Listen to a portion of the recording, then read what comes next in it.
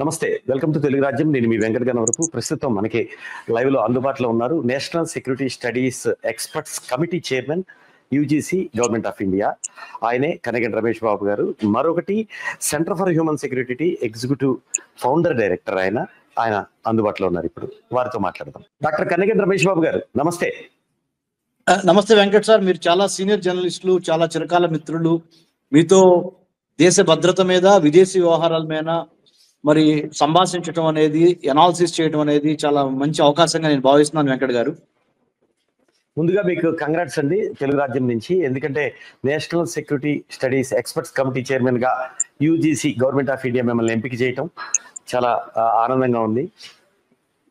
Thank you very much sir. ముఖ్యంగా వెంకట్ గారు, భారతదేశానికి స్వతంత్రం వచ్చి ఇప్పుడు 78 ఏళ్ళు అయితే, స్వతంత్రం వచ్చిన తర్వాత మొట్టమొదటిసారిగా దేశ భద్రత, దేశ రక్షణ మీద నేషనల్ సెక్యూరిటీ స్టడీస్ అనే ఒక కంపల్సరీ కోర్సు అన్ని విశ్వవిద్యాలయాల్లోనూ, కాలేజీల్లోనూ ప్రవేశపెట్టాలని మరి జాతీయ భద్రతా సలహాదారు ప్రధానమంత్రి గారికి మరి శ్రీ అజిత్ దోవల్ గారు, ఆయన నేతృత్వంలోని జాతీయ భద్రతా మండలి ఈ నిర్ణయం తీసుకోవటం, ఆ నిర్ణయం తీసుకున్న తర్వాత వాళ్ళు యూజీసీకి ఇన్ఫార్మ్ చేయటము, మరి యూజీసీ ఒక చైర్మన్ గా నాకు బాధ్యతలు ఇచ్చి నేషనల్ సెక్యూరిటీ స్టడీస్ మీద నా కమిటీలో 2 వైస్ ఛాన్సలర్స్, ఒక 4 ఎమినెంట్ ప్రొఫెసర్స్ ని పెట్టి జాతీయ భద్రతా మండలి నుంచి ఏపీ మాథూర్ ఐపీఎస్ రిటైర్డ్ గారిని స్పెషల్ ఇన్వైటీగా పెడతాం కూడా.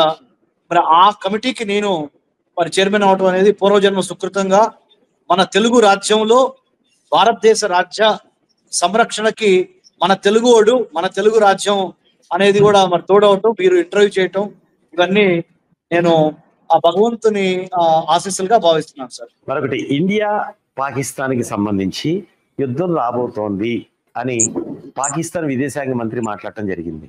వస్తుందా ఇండియా పాకిస్తాన్ యుద్ధము? పాకిస్తానీ ప్రధానమంత్రి, పాకిస్తానీ విదేశాంగ మంత్రి, పాకిస్తానీ ఆర్మీ చీఫ్ వాళ్ళందరూ ఒక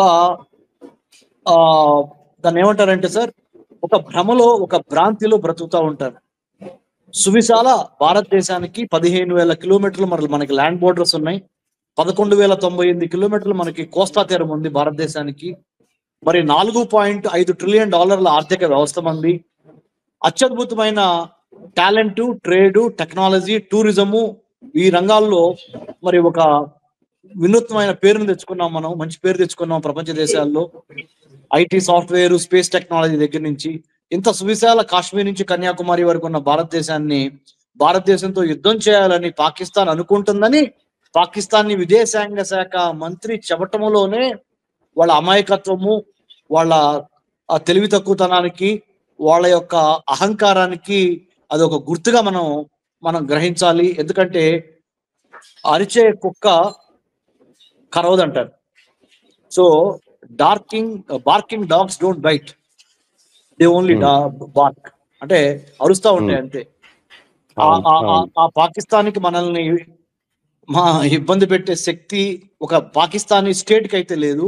కానీ పాకిస్తానీ స్పాన్సర్డ్ టెర్రరిజం ఉంది. మన పెహల్గామ్ లో జరిగింది. అంతమంది మనకి దిల్సుఖ్ నగర్ బాంబింగ్ కానీ, లుంబినీ చాట్ కానీ, మక్కా మసీద్ కానీ హైదరాబాద్ లో, లేదా ఢిల్లీలో కానీ పార్లమెంట్ మీద అటాక్ కానీ, లేదా ఢిల్లీ సరోజినీ నగర్ లో బాంబింగ్ కానీ, కోయంబత్తూర్ లో బాంబింగ్ కానీ, ఇలా పాక్ ప్రేరేపిత ఉగ్రవాద సంస్థలు మాత్రమే భారత్ మీద ఈ భారత్ని ఇబ్బంది పెడతానికి అప్పుడప్పుడు ప్రయత్నం చేస్తూ ఉంటాయి. కానీ Pakistan as a state, Pakistan as a nation state doesn't have any ability to attack India. అది సార్, అంటే అఫీషియల్ గా అయితే చేయలేరు. అఫీషియల్ గా చేద్దాం అనుకున్నా కానీ వాళ్ళకి చేసే శక్తి లేదు, చేయలేరు. ఒకవేళ చేస్తే చాలా భారీ మూల్యం చెల్లించాలని వాళ్ళకి తెలుసు. కాబట్టి ఇందాక నేను చెప్పినట్టుగా వాళ్ళు అంటే యుద్ధంలో శత్రువు ఏం చేస్తాడంటే చెప్పేది ఒకటి, చేసేది ఒకటి. సో మనల్ని ఒక రకంగా మన మైండ్ సెట్ ని ఎంగేజ్ చేయడానికి, ఆక్యుపై చేయడానికి అటువంటి థాట్స్ వాళ్ళు అట్లా మీడియాలో వదులుతారు. తద్వారా మనం దాని మీద పూర్తి ఫోకస్ పెట్టినప్పుడు వేరే దారుల ద్వారా, దొడ్డిదారుల ద్వారా భారతదేశ అంతర్గత భద్రతకి, శాంతికి, భారతదేశ వర్తక వాణిజ్య వ్యాపారాలకి దెబ్బతీయడానికి వేరే విధంగా ప్రయత్నం చేస్తారు. మనకి 78 ఏళ్ళు. సో మన దేశం వయసు స్వతంత్రం వచ్చిన తర్వాత మనం చాలా ఈ విషయాల మీద అవగాహన చాలా పెరిగింది మనకి, దేశ భద్రత, దేశ రక్షణ మీద. అందుకనే government of India UGC, university grants commission కూడా నా ఆధ్వర్యంలో ఒక చైర్మన్ గా నన్ను ఒక కమిటీ ఏర్పాటు చేయడానికి కారణం ఏంటంటే, దేశ యువతకి దేశ రక్షణ పట్ల, దేశ భద్రత పట్ల అవగాహన కల్పించాలి. ఇది కాలేజెస్, యూనివర్సిటీస్ నుంచే స్టార్ట్ అవ్వాలి. Army, navy, air force, coast గార్డో, లేదా పోలీసో, సిఐఎస్ఎఫ్, సిఆర్పిఎఫ్, బిఎస్ఎఫ్, ఐటీబీపీలో అందుట్లో జాయిన్ అయిన తర్వాతే ఈ దేశ సమస్యల మీద మరి సమయం వెచ్చించడం జరుగుతుంది జనరల్ గా. అలాంటి వాటికి స్వస్తి చెప్పి ప్రతిరోజు మనము దేశ భద్రత, దేశ రక్షణ గురించి మనకు ఒక రకమైన అవగాహన ఉండాలని మన బీటెక్ స్టూడెంట్ అయినా, బీకామ్ అయినా, బిఎస్సి అయినా, ఎంటెక్ అయినా, ఎంకామ్ అయినా, ఎంబీబీఎస్ అయినా, ఎవరైనా సరే దేశ రక్షణ, దేశ భద్రత గురించి ఒక పాఠ్యాంశంగా దీన్ని చేర్చాలని తీసుకున్న నిర్ణయం అనే కారణం ఏంటంటే, భారతదేశానికి చుట్టుపక్కల 3-4 కంట్రీస్ ఉన్నాయి సార్, శత్రు దేశాలు.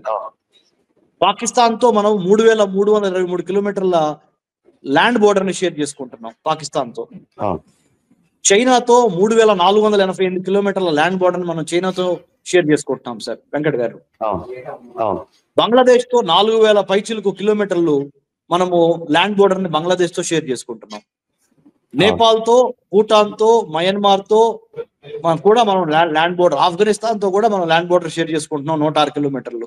So what I'm trying to say is, Pakistani విదేశాంగ శాఖ మంత్రి చెప్పిన ఏది భారతదేశం మీద మేము యుద్ధం చేయబోతున్నాం అని చెప్పారే, దానిని మనము ఎట్టి పరిస్థితుల్లోనూ సీరియస్ గా తీసుకోవాల్సిన అవసరం లేదు. అట్లా అని దాన్ని మనం నెగ్లెక్ట్ చేయాల్సిన అవసరం అంతకన్నా లేదు. ప్రతిరోజు మనం పాకిస్తాన్తో యుద్ధం చేస్తానే ఉన్నాం గత 78 ఏళ్లలో. ప్రతిరోజు, ఆల్మోస్ట్ ప్రతిరోజు, కొన్నిసార్లు ప్రత్యక్షంగా, కొన్నిసార్లు పరోక్షంగా, కొన్నిసార్లు